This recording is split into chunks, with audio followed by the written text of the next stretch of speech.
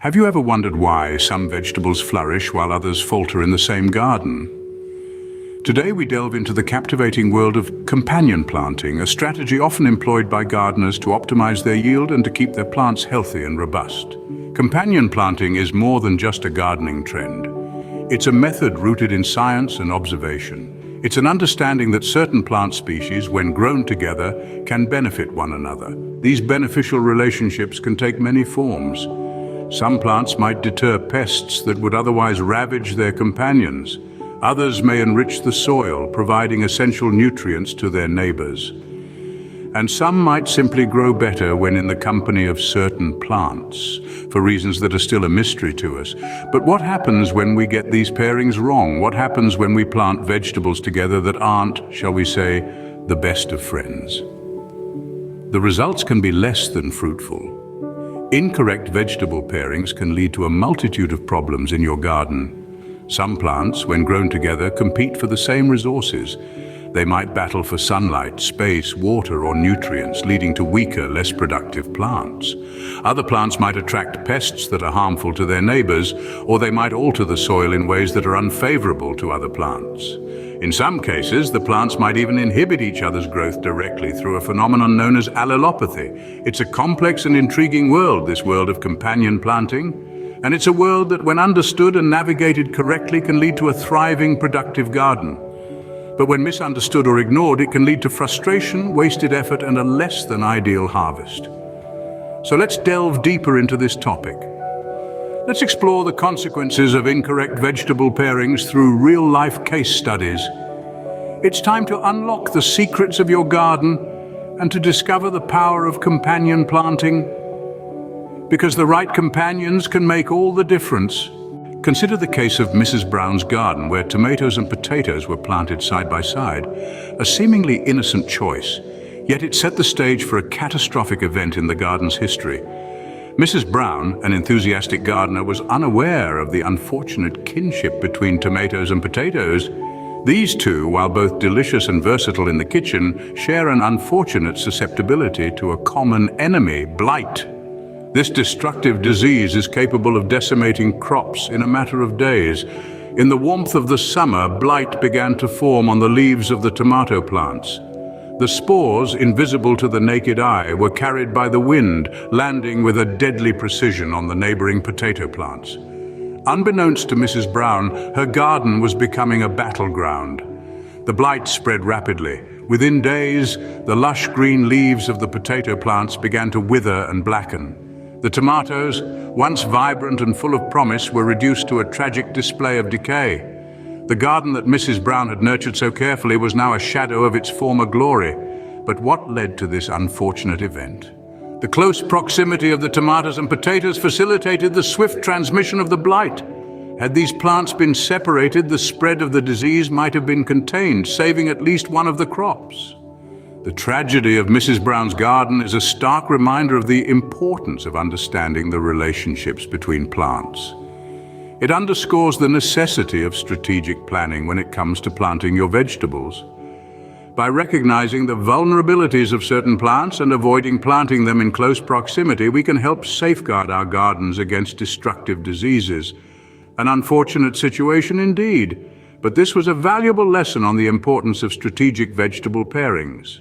Now let's turn our attention to Mr. Green's garden, where carrots and dill were neighbors. In the charming world of gardening, it's easy to assume that all plants make good neighbors. However, as Mr. Green discovered, this is far from the truth. Carrots and dill, though both delightfully aromatic and a wonderful addition to any kitchen, share a rather complex relationship beneath the soil. As it turns out, dill can be quite the bully when grown next to carrots. This fragrant herb, beloved in pickles and fish dishes, can stunt the growth of carrot roots, leading to a disappointing harvest. Why does this happen, you may wonder? Well, it's all down to the chemicals that dill releases into the soil. You see, dill emits certain substances that can inhibit the growth of neighboring plants. While these substances are harmless to dill itself, they can be detrimental to carrots.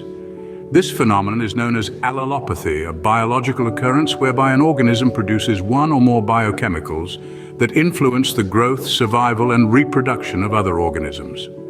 In the case of Mr. Green's garden, the carrots, being the innocent bystanders, suffered. Their roots became stunted, leading to underdeveloped and less flavorful produce. And Mr. Green, who was looking forward to a bountiful carrot harvest, was left with a garden full of disappointment. But fear not, for this tale of gardening woe doesn't have to be your story. The solution to this carrot and dill dilemma is simple: spatial planning. By ensuring these two plants are not immediate neighbors, you can enjoy the best of both worlds. Have your carrot cake and eat your dill pickle too. So remember, while carrots and dill both have their place in the garden and on your dinner plate, they're not the best of friends when it comes to sharing the same soil. With a little bit of planning and understanding of plant compatibility, you can prevent a similar fate in your own garden. A simple rearrangement could have saved Mr. Green's carrot harvest. Let's delve deeper into other vegetable pairings to avoid. Wondering why some vegetables just can't get along? It all comes down to science. Let's start with root depths. Different vegetables have varying root lengths. For example, carrots, parsnips, and other root vegetables have long, deep roots that reach far into the soil. In contrast, lettuces and radishes have shallow roots that barely skim the surface. So when you plant a shallow-rooted vegetable next to a deep-rooted one, they'll be competing for resources at different soil depths. This can lead to undernourished plants and overall lower yields. Moving on to nutrient requirements. Each vegetable has its own unique set of nutritional needs. Take, for instance, corn and tomatoes. Corn, a heavy feeder, requires a lot of nitrogen to grow, while tomatoes, on the other hand, need less nitrogen and more calcium. If you plant these two together, the corn might outcompete the tomatoes for nitrogen, leaving you with yellow undernourished tomato plants. Another factor that comes into play is the pH level of the soil. Soil pH is a measure of its acidity or alkalinity, and different vegetables thrive in different pH levels. Blueberries, for instance, love acidic soil with a pH of 4 to 5, while most vegetables prefer a neutral pH of around 7. If you plant vegetables with different pH preferences together, one or both may struggle to absorb nutrients from the soil, leading to poor growth and lower yields. In addition, certain vegetables emit chemicals that can deter or attract pests. For example, the strong scent of onions can deter carrot flies, making them a good companion for carrots. Conversely, the chemicals emitted by broccoli can attract diamondback moths, which are also pests to cabbage. Planting these two together could lead to a larger infestation of these pests. Lastly, we have allelopathy, a biological phenomenon where certain plants can inhibit the growth of others by releasing chemicals into the soil. The most well-known example of this is probably the black walnut tree, which releases a chemical called juglone that can stunt the growth of many plants, including tomatoes and potatoes. While there are no common vegetables known to have this effect, it's still a fascinating aspect of plant science to keep in mind. So, you see, the world of vegetables is a lot more complex than it might seem at first glance. It's not just about planting seeds and waiting for them to grow. It's about understanding the intricate relationships between different plants, their needs, and their interactions with the soil and each other. Understanding these principles can help you avoid costly gardening mistakes. Let's now summarize the main points. We've covered a lot today, and now it's time to summarize the key points. We've journeyed through the captivating world of companion planting and discovered that not all greens get along in the garden. Let's go back to the tomato and potato tragedy we explored earlier. These two, despite being from the same family, should not be planted together due to their shared susceptibility to blight. By planting them separately, we can limit the potential spread of this disease, thus increasing our chances of a healthy harvest. The carrot and dill dilemma is another fascinating example. Carrots and dill, while both delicious in their own right, compete fiercely for resources when grown together. This rivalry can stunt growth and reduce yield, so it's best to keep them in separate corners of your garden. We've also learned about the science behind these incompatible vegetable pairings. Factors such as different root depths and incompatible soil pH levels can greatly affect how well certain plants will coexist. For instance, plants with deep roots can rob those with shallower roots of essential nutrients and water. Similarly, some vegetables prefer acidic soil, while others thrive in more alkaline conditions. Understanding these intricacies is crucial to strategic garden planning. This is not a simple case of tossing seeds in the ground and hoping for the best. It's about understanding the unique needs and characteristics of each plant and arranging them in a way that promotes mutual growth and productivity. Consider the case of beans and onions. Beans prefer a slightly acidic to neutral pH, while onions thrive in slightly alkaline conditions.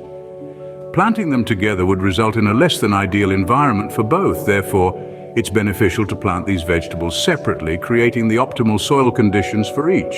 And let's not forget about the importance of crop rotation. This practice not only helps to maintain soil fertility, but also aids in pest and disease control. For example, planting tomatoes in the same spot year after year can lead to a buildup of pests and diseases specific to tomatoes. By rotating crops, we can disrupt the life cycle of these pests and diseases, leading to healthier plants. The world of companion planting is full of such intriguing pairings, each with its own tale of cooperation or conflict. The key to a successful garden lies in understanding these relationships and leveraging them to our advantage. So whether you're a veteran gardener or just starting out, remember this: every plant has its preference. Respect those preferences and you'll be rewarded with a thriving garden. Remember, a successful garden is all about making the right pairings, and now you're equipped with the knowledge to do just that. Companion planting is not just about what you grow, it's about how and where you grow it. The power of companion planting is a testament to this philosophy. It's an age-old strategy that gardeners have been employing for centuries, and its relevance continues to stand the test of time. We've journeyed through the complexities of companion planting, understanding why certain vegetable pairs, such as tomatoes and potatoes or carrots and dill, don't get along. The reasons range from conflicting root depths to incompatible soil pH levels.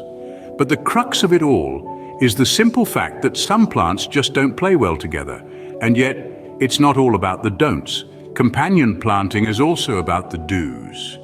It's about understanding that beans and corn thrive together, that tomatoes love basil, and that lettuce and carrots are the best of friends. It's about recognizing the relationships between plants and using this knowledge to create a garden that is diverse, healthy, and productive. But why does this matter? Well, when done right, companion planting can lead to healthier plants and higher yields. It can help manage pests, improve soil health, and even enhance the flavor of your vegetables. It's about creating a balanced ecosystem that benefits all the plants involved. Think about it. If you have a garden, you have a chance to create a mini ecosystem right in your backyard. An ecosystem that is rich, diverse, and teeming with life. An ecosystem that is not just pleasing to the eye, but one that is also functional and productive. And the best part? You have the power to shape this ecosystem. You can decide what grows where, which plants are neighbors, and which ones need to maintain their distance. You can create a garden that is not just a collection of plants, but a community. A community where each plant has a role to play and where every plant contributes to the overall health and productivity of the garden. So as we wrap up our journey through the world of companion planting, I encourage you to take this knowledge and apply it to your own garden. Experiment with different plant pairings, observe the effects, and make adjustments as needed. Remember, gardening is not an exact science. It's an art. It's a process of trial and error, of learning and growing. And most importantly, it's a journey that is full of surprises, challenges, and rewards. A journey that is as much about the gardener as it is about the garden. So embrace the journey, embrace the power of companion planting. By understanding the art and science of companion planting, you can unlock the full potential of your garden. Happy gardening!